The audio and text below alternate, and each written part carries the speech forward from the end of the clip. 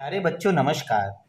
आज हम 10वीं कक्षा के लेसन 1 वास्तविक संख्या की प्रश्नावली 1.1 का क्वेश्चन नंबर 1 करेंगे। इस क्वेश्चन के अंतर्गत आपको 3 सवाल दिए हैं और हम इन तीनों सवालों को करने वाले हैं। बच्चों, इन्होंने प्रश्नावली 1.1 का प्रश्न नंबर 1 मुझे दिया है कि निम्नलिखित संख्याओं का एचसीएफ ज्ञात करने के लिए यूक्लिड विभाजन एल्गोरिथ्म का प्रयोग कीजिए। इस सवाल के अंतर्गत मुझे 3 सवाल दिए इन्होंने। पहला सवाल दिया इन्होंने 135 और 225। दूसरा सवाल दिया है मुझे जिसका एचसीएफ निकालना है 196 और 38,220। वहीं पे तीसरा सवाल दिया है इन्होंने 8,000 और 255। और इनका तीनों सवालों का मुझे एचसीएफ यूक्लिड विभाजन एल्गोरिथ्म का प्रयोग करके ज्ञात करना है। तो आइए बच्चों, हम करते हैं सबसे पहला सवाल। तो पहला सवाल इन्होंने मुझे दिया है 135 और 225। इसका मुझे यूक्लिड विभाजन एल्गोरिथ्म का प्रयोग करना है और इसका एचसीएफ निकालना है। तो यूक्लिड विभाजन एल्गोरिथ्म क्या है? तो ये होता है मेरे पास a बराबर बी क्यू प्लस आर, जहां r इक्वल होना चाहिए 0 के। जब r इक्वल हो जाता है 0 के तो हमारा एचसीएफ बाहर आ जाता है। तो बच्चों, इसको थोड़ा हम हिंदी में भी समझ लें कि a क्या है, b क्या है और r क्या है। ये पहले भी मैंने वीडियो में समझा दिया था, लेकिन फिर भी इसे हम समझ लें कि a जो होता है यह कहलाता है भाज्य। इसे हम क्या कहते हैं? भाज्य। बराबर b का मान होता है भाजक, गुणित ये हमारे पास में आता है भागफल, और प्लस r होता है शेषफल। हम छोटी कक्षाओं में इस फार्मूले का उपयोग करते थे। अब इसके आधार पर ही मुझे यहाँ पर r इक्वल है 0 लाना है, लेकिन वो भी लॉन्ग डिवीजन मेथड से। तो जब मैं इसका भाग लगाता हूँ छोटी संख्या का बड़ी संख्या में, तो इसमें मैं देखता हूँ कि मेरे पास रिमाइंडर क्या आता है। तो ये लिखा मैंने यहाँ पर 135 से मैं भाग लगाता हूँ 225 को। तो 135 से 225 को जब मैं भाग लगाता हूं तो यह एक बार जाएगा 135 बार, और मैं जब इसको घटाता हूं तो यह आ जाएगा मेरे पास में 0, और यहां आ गया 12 में से 3 गए तो 90। तो मेरे पास शेषफल क्या है? देखो बच्चों, ये हमारे पास क्या होगा? तो ये a होगा, ये b होगा, ये q होगा, और ये जो हमारा शेषफल बचता है ये r होता है। तो आप इन चीजों को अच्छी तरह से याद रखना, हिंदी में भी याद कर लेना, और इसको ए बी क्यू आर में भी हमें याद होना चाहिए, ताकि हम बहुत अच्छी तरीके से समझ सके। अब यूक्लिड विभाजन एल्गोरिथ्म कहता है कि आर 0 आना चाहिए, तो रिमाइंडर मेरा 0 नहीं है, तो मैं लिखूंगा यहाँ पर ए की जगह ए का मान, बी की जगह बी का मान, क्यू की जगह क्यू का मान, और आर की जगह आर का मान। तो मैं लिखता हूं यहाँ पर कि 225 बराबर 135 गुणित हमारा क्वेश्चन 1 आया था और रिमाइंडर क्या था? 90। तो मैं देखता हूं कि जहां r नॉट इक्वल है 0 के, अर्थात इसे मुझे और आगे बढ़ाना पड़ेगा लॉन्ग डिवीजन मेथड से। जब मैं इसे आगे बढ़ाता हूं तो अब जो 90 है वो किसे भाग लगा लेगा? 135 को। तो ऊपर वाली संख्या को हम नीचे उतार लेते हैं। अब मैं जब 90 से इसको भाग लगाता हूं तो भी यह एक बार जाता है, क्योंकि 9×18 ज्यादा हो जाएगा। तो ये मैंने 90, इन दोनों को घटा दो। तो जब मैं इन दोनों घटाऊंगा तो ये आ जाएगा हमारे पास 5 का 5, और 13 में से 9 गए तो 45 बार। अभी भी रिमाइंडर मेरा 0 नहीं है, तो मैं लिखूंगा यहाँ पर कि 135 बराबर 90 मल्टीप्लाई 1 प्लस रिमाइंडर कितना आया? 45। तो मैं लिखूंगा कि जहां r नॉट इक्वल है 0 के। अब ये जो 45 है ये फिर भाग लगा लेगा 90 को, तो ये कितने टाइम जा रहा है? 2 टाइम्स। तो 2 टाइम्स से हमारा 90 आ गया, और रिमाइंडर कितना आ गया? 0। तो मैं बहुत ही आसानी से कह सकता हूं कि यहाँ 90 बराबर होगा 45 मल्टीप्लाई 2, और आपका रिमाइंडर कितना आया? 0। तो जहां हम लिख सकते हैं, जहां r बराबर है 0, और r बराबर अगर 0 है तो किसे भाग लगाने से 0 आया? 45। तो यही हमारा एचसीएफ होगा। तो आप बड़ी आसानी से बोल सकते हो कि एचसीएफ किन दो संख्याओं का? 135 और 225 का एचसीएफ होगा 45 और यही आपका पहले क्वेश्चन का आंसर है। आइए बच्चों, अब हम क्वेश्चन नंबर 1 का सेकंड सवाल करते हैं। तो सेकंड सवाल में इन्होंने मुझे दिया है कि मुझे निकालना है HCF किसका, 196 और 38,220 का। तो बच्चों हमें वही यूक्लिड विभाजन एल्गोरिथ्म का प्रयोग करना है। तो मैं लिख सकता हूं यहां पर, तो यूक्लिड विभाजन एल्गोरिथ्म हमें पता है बच्चों क्या है। तो यूक्लिड विभाजन एल्गोरिथ्म है A बराबर BQ प्लस R, जहां R इक्वल होना चाहिए 0 के, और जब R इक्वल 0 हो जाता है तो वो हमारा HCF आ जाता है। हमें इसे लॉन्ग डिवीजन मेथड से करना है। तो लॉन्ग डिवीजन मेथड से जब मैं HCF इसका निकालता हूं तो ये लिखा मैंने 196 से डिवाइड किया मैंने 38,220 को। तो बच्चों जब मैं इससे भाग लगाऊंगा इसको, तो मैं ये देखूंगा कि मेरा रिमाइंडर 0 है या नहीं, और जब तक इसका रिमाइंडर 0 नहीं आएगा तब तक मेरी ये प्रक्रिया चलती रहेगी।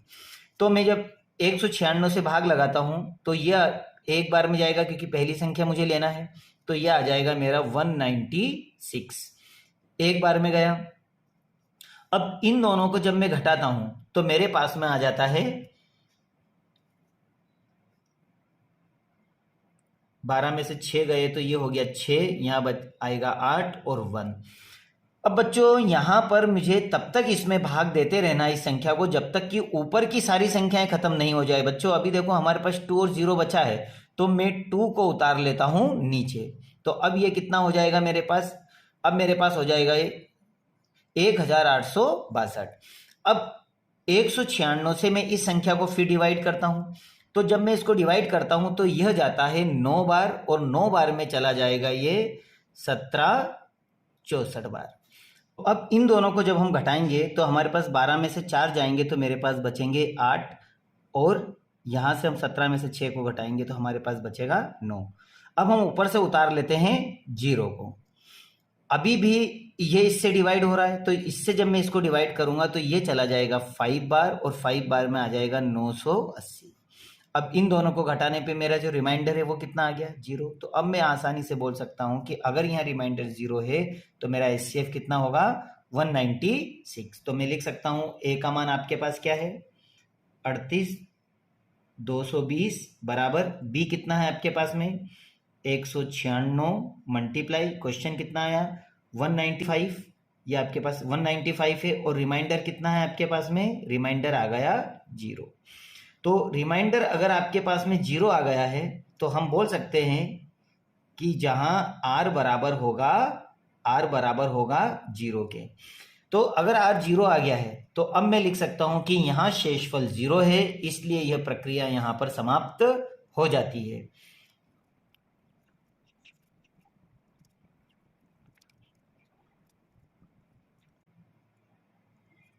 अतः HCF 196 और 38,220 का जो HCF होगा, किसको भाग लगाने से 0 आया, तो 196, तो आप बोल सकते हो कि इसका जो आंसर आएगा वो 196 है, और यही आपका आंसर है।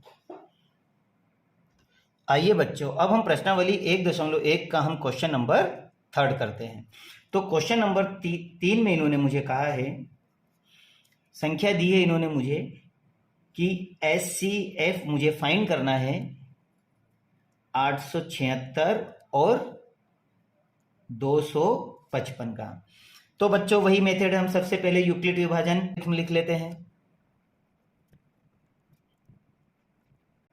अब आपको याद हो गया होगा क्या है, A बराबर BQ प्लस R, जहां हमारा R किसके इक्वल में होना चाहिए, 0 के।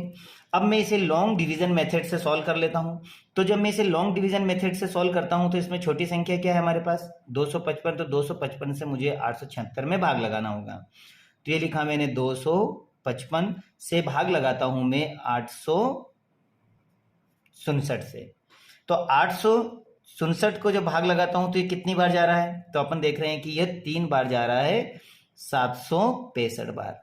अब मैं इन दोनों को जब घटाता हूं तो मेरे पास में बचता है इससे जाएगा तो यहाँ बचेगा 2, 6 से 6 अगर घटेंगे तो 0 और ये बच जाएगा 1, 8 में से 7 गए तो 1, मतलब 102 बार।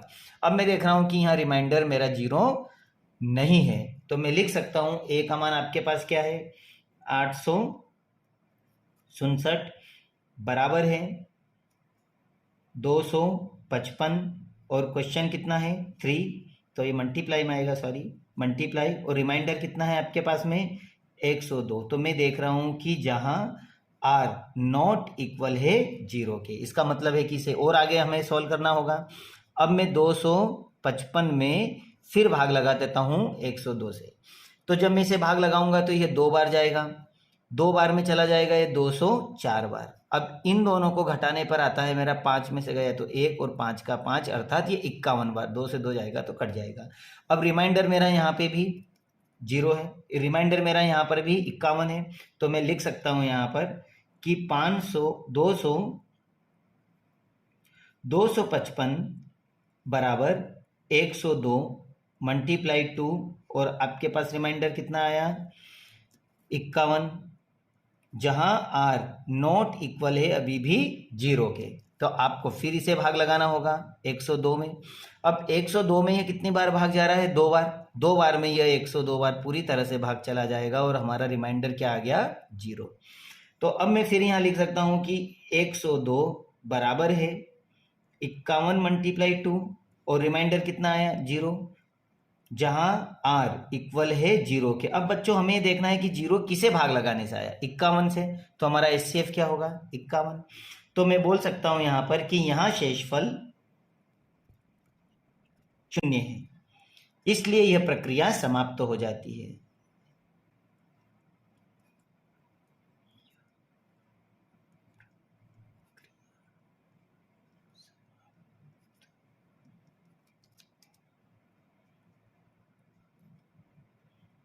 हो जाती है, इसलिए मैं कह सकता हूं कि HCF किनका 867 का और 255 का HCF कितना होगा, जिसे भाग लगाने से हमारा 0 आया 51 है, और यही आपका आंसर है। तो इस तरह से क्वेश्चन 1 के हमने तीनों सवालों को कर लिया है।